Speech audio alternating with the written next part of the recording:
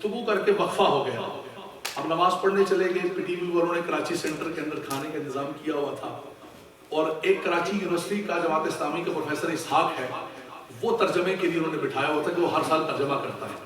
ہم لوگ چلے گئے, واپس آئے تو آ کر دوبارہ سیٹ لگا. اب ہم نے امام حج کے خطبے پر گفتگو کرنی تھی, اس کے نکات اس نے بیان کرنے شروع کیے. وہ کہتے ہیں الفضل ما شہیدت بہ الاعداء, کہ ہم گھر سے کہتے ہیں تو بات اچھی نہیں ہوتی.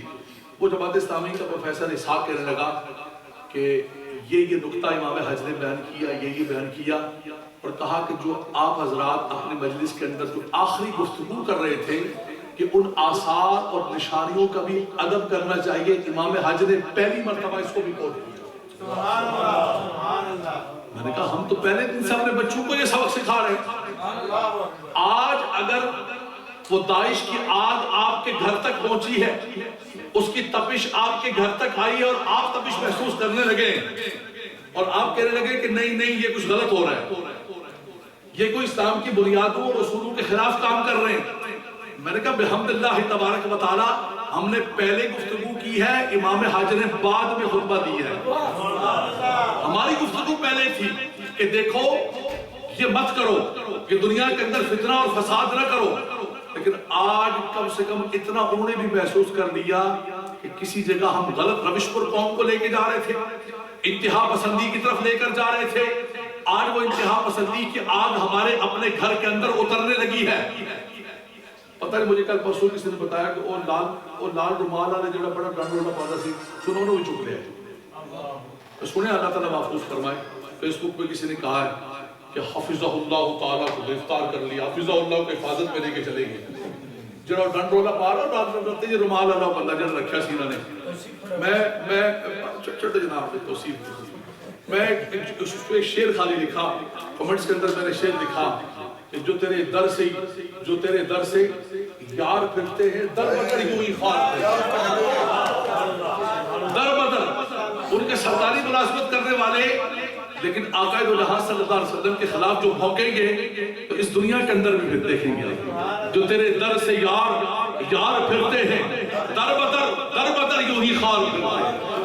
اور بحمداللہ تبارک و تعالی تو بنیادی چیز یہ ہے کہ یہ کہنا کہ یہ منسوب ہے غیر اللہ کی طرف.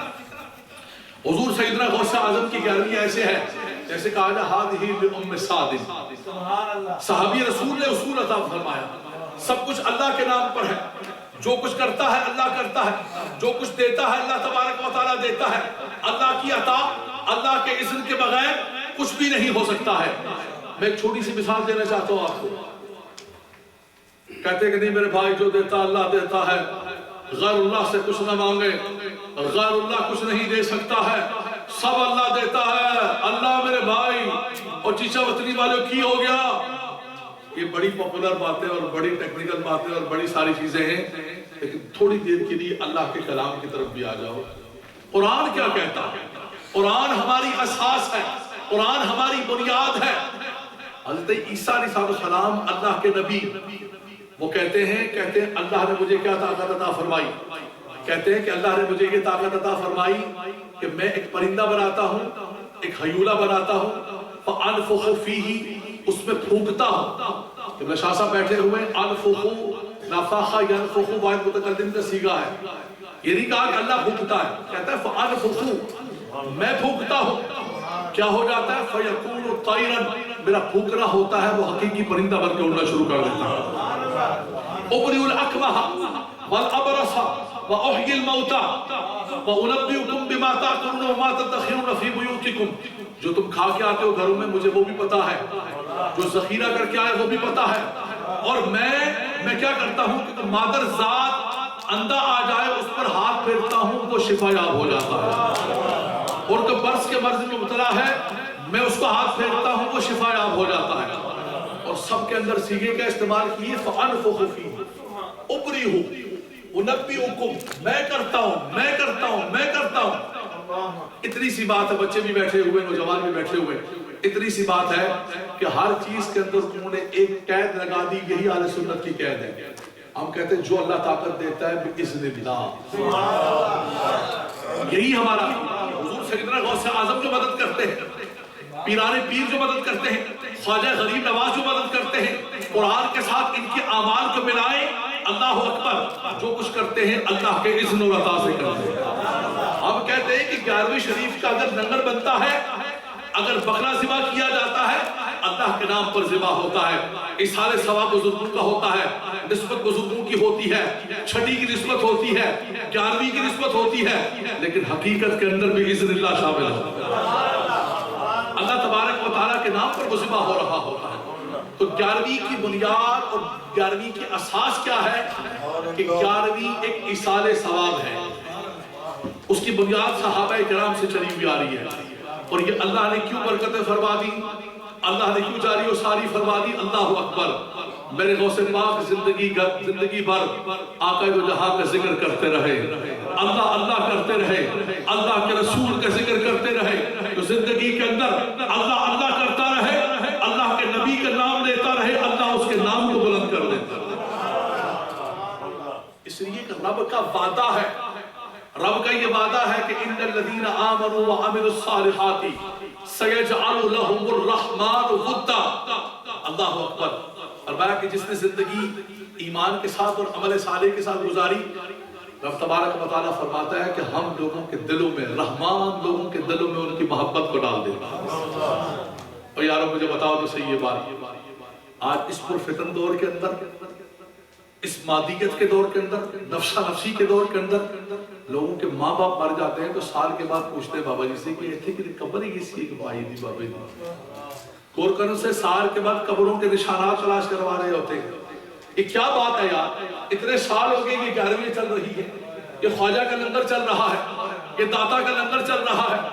بڑے بڑے بادشاہ جڑے لاہور جنہ دیکھا ہے انہوں نے پتا ہے کہ شالابار باغ ہے، شاہی قلعہ ہے، بڑی بڑی سلطنتوں کے بادشاہ جو دہلی سے لے کر لاہور تک، تخت لاہور سے لے کر تخت دہلی تک تمام بادشاہتیں تھی ان کے پاس، وہ کھڑے ہوتے ساری سلطنت کھڑی ہو جاتی، ان کے مقبرے موجود ہیں، دن کے اندر بھی کتے گھوم رہے ہیں، دن کے اندر بھی جاتے ہوئے ڈر لگتا ہے، اور میرے داتا چلے جاؤ رات کے 3 بجے بھی کوئی قرآن پڑھ رہا ہوگا، اللہ اللہ کر رہا ہوگا۔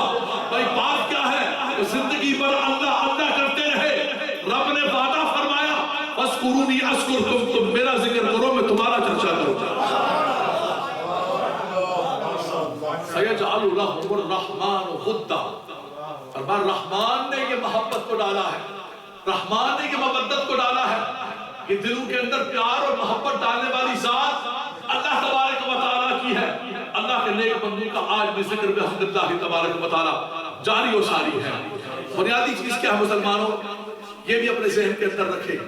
نبی کریم صلی اللہ علیہ وسلم کی ایک مبارک حدیث پاک ہے، بخاری شریف کی حدیث پاک ہے، حدیث قدسی، فرمایا کہ جو میرے ولی سے عداوت رکھتا ہے، من عادی ولیا فقد آذنتہ بالحرب، یہ لفظ حدیث قدسی کے بخاری کو اٹھا کر دیکھیں، فرمایا کہ جو میرے ولی سے عداوت رکھتا ہے، آپ کیا سمجھ رہے ہیں کہ دنیا کے اندر جتنے فتنے فساد یہ ولیوں کے مزارات کو گرا رہے ہیں، یہ کیا سمجھ رہے ہیں، ان کو اللہ تبارک و تعالیٰ اس دنیا کے اندر بھی خائب و حاصل کرے گا۔ یہ وقت گزر جائے گا، ہلاکو خان کا بھی وقت آیا، چنگیز خان کا بھی وقت آیا، دریائے دجلہ کے اندر جو ہے وہ لاشوں کے ڈھیر لگے ہوئے تھے، پانی خون بن چکا تھا، وہ وقت بھی گزر گیا ہے۔ اسلام کو کوئی مٹانے والا نہیں ہے، اسلام باقی رہنے کے لیے آیا ہے، اسلام قیامت تک باقی رہے گا۔ اللہ اکبر۔ آپ کو یاد ہوگا رشیا کے اندر جب کمیونسٹ پارٹی کی حکومت آئی تو انہوں نے سارے مسئلوں کو بند کر دیا، کہا ختم، اور نعوذ باللہ من ذالک ایک پتلا بنایا اور اس پتلے کو ڈال کے جا کے دریا میں پھینک دیا اور کہنے لگے ہم نے تمہارے خدا کو دفن کر دیا، غرق کر دیا۔ صوفیاء کرام تھے، صوفیاء نقشبند تھے، بخارا اور سمرقند کے صوفیاء کرام تھے جنہوں نے اپنی خانقاہوں کے اندر یکبستہ راتوں کے اندر لوگوں کو اللہ کے ذکر کے ساتھ لگا کے رہا، آواز باہر نہ جائے، دلوں کی دنیا کو جگا کے اور آباد کر کے رکھا، اور پھر دوبارہ وہ وقت آیا کہ آج رشیا کے اندر اسلام پھیل چکا ہے۔ وہ تو ختم کر چکے تھے کہ نہیں اب اسلام باقی نہیں رہے گا یہاں پر، ایسا نہیں ہے الحمدللہ تبارک و تعالیٰ۔ یہاں بھی مشکلات ہیں، ہر جگہ مشکلات ہیں، یہ مشکلات کی گھڑیاں بیت جائیں گی، یہ وقت بیت جائے گا۔ بنیادی چیز کیا ہے کہ اللہ تبارک و تعالیٰ کے نیک بندوں سے دشمنی کرنا اللہ تعالیٰ فرماتا ہے فقد آذنتہ بالحرب، میں اس کے خلاف اعلان جنگ کرتا ہوں، میں اس کے خلاف اعلان جنگ کرتا ہوں جو اللہ کے نیک بندے سے دشمنی رکھتا ہے۔ اور فرمایا ان الذین یؤذون اللہ ورسولہ لعنہم اللہ فی الدنیا والآخرہ، جو اللہ رسول کو اذیت دیتا ہے فرمایا اللہ تعالیٰ ہر طرح سے اس پر لعنت کرتا ہے، اللہ کے فرشتے اس پر لعنت کرتے ہیں۔ تو فرمایا اس کے بعد کیا فرمایا، سنیے گا حدیث قدسی، فرمایا میرا بندہ میرا مقرب بننا چاہتا ہے، میرا پیارا بننا چاہتا ہے، تو فرمایا سب سے پہلے وہ فرائض کی پابندی کریں گے، سب سے پہلے فرائض کی پابندی، فرائض کی پابندی کے بغیر فرمایا کہ اللہ تبارک و تعالیٰ کا ولی اور مقرب نہیں ہو سکتا ہے، سب سے پہلے وہ فرائض کے درجے کی پابندی کرے گا۔ اس کے بعد فرمایا کہ وَلَا يَزَالُ عَبْدِي يَتَقَرَّبُ إِلَيَّ بِالنَّوَافِلِ حَتَّى أَحْبَبْتُهُ، اور بعد پھر نفل کے ذریعے میرا بندہ درجات کو متعین کر رہا ہے، درجات اس کے بلند ہوتے ہیں، اللہ اکبر، درجات بلند ہوتے ہوتے ہوتے ہوتے رب تعالیٰ فرماتا ہے، حدیث قدسی میں پڑھ لو بخاری کی، فَكُنْتُ سَمْعَهُ الَّذِي يَسْمَعُ بِهِ بَصَرَهُ الَّذِي يُبْصِرُ بِهِ، میں اس کی سماعتیں بن جاتا ہوں، میں اس کی بصارتیں بن جاتا ہوں، اور میں اس کے ہاتھ پاؤں بن جاتا ہوں۔ اے میرے مولا تو ہر قسم کی جسمانیت سے پاک ہے، اور بات یہ ہے کہ میرا بندہ وہ کام کر رہا ہوتا ہے جسے دیکھ کر اللہ کی قدرت یاد آ جاتی ہے، اللہ کی قدرت و طاقت یاد آ جاتی ہے جس کو دیکھ کر اللہ اکبر۔ حضور سیدنا غوث اعظم فرماتے ہیں نا، بغداد کے اندر بیٹھے ہوئے، بغداد کے ممبر پر بیٹھے ہوئے، ممبر پر بیٹھ کے کہتے ہیں نظرت الی بلاد اللہ جمعان تخردلت علی حکم اتصالی، اللہ اکبر، فرمایا کہ اللہ کی ساری زمین، اللہ کے سارے شہر، فرمایا میں ان کو ایسے دیکھ رہا ہوں کہ جیسے میری ہتھیلی پر رائی کا دانہ ہوتا۔ یہ نظریں کہاں سے آ گئی، یہ وسعتیں کہاں سے آ گئی؟ رب تعالیٰ فرماتا ہے میں سماعت و بصارت بن جاتا ہوں، میں اس کی آنکھ بن جاتا ہوں۔ میرے دوست اللہ سے مانگو، اللہ دیتے ہیں۔ ہم نے کہا اللہ دیتے ہیں، لیکن حدیث قدسی ہے میاں جی، بخاری کی حدیث قدسی ہے کہ لَإِن سَأَلَنِي لَأُعْطِيَنَّهُ وَلَئِنِ اسْتَعَاذَنِي لَأُعِيذَنَّهُ، اور بعد میرا بندہ جو سوال کرے میں عطا کرتا ہوں۔ رُبَّ أَشْعَثَ أَخْبَرَ مَدْفُوعٍ بِالْأَبْوَابِ لَوْ أَقْسَمَ عَلَى اللَّهِ لَأَبَرَّهُ، اور بعد کتنے اللہ کے بندے ایسے ہیں اگر کسی دروازے پر کھڑے ہو جائیں اور کھڑے ہو کر اللہ کی قسم کھا لیں تو میرا رب ان کی قسم کو ٹوٹنے نہیں دیتا ہے، اللہ ان کو حادث نہیں ہونے دیتا ہے، رب تبارک و تعالیٰ ان کی قسم کو پورا فرماتا ہے۔ اور بعد اس محبوبیت کے درجے پر پہنچ جاتے ہیں، اس محبوبیت کے مقام پر پہنچ جاتے ہیں، اللہ اکبر اللہ اکبر۔ دوسری حدیث پاک مسلم شریف، حضرت امام مسلم نے اپنی صحیح کے اندر نقل فرمایا کہ بندہ جب اللہ تعالیٰ کا مقرب بن جاتا ہے رب تبارک و تعالیٰ اس بندے کو وہ محبوبیت کا درجہ دیتا ہے کہ دعا جبریل، مسلم کی کلمات ہیں، میں حدیث پاک